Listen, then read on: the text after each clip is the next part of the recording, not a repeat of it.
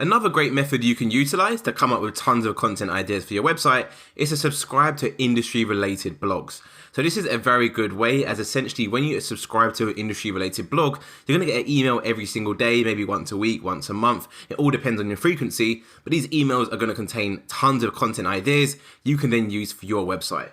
Finding these industry related blogs is actually very, very simple. So let's imagine you're in the gaming industry and you write about maybe gaming headphones, gaming chairs.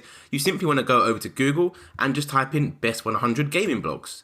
You're going to come across a website called feedspot.com. Simply give that an open and you'll see it will literally list out the top 100 video game blogs out there.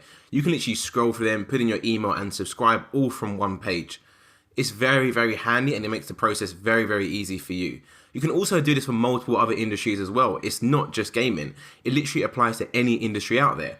For example, if you're in the fitness industry, just go back to Google and change your keyword for best 100 gaming blogs to best 100 fitness blogs. And as you see, we've got blog.feedspot in number 1. Give that a click. And again, you're going to see 100 fitness blogs that you can subscribe to and get tons of content ideas.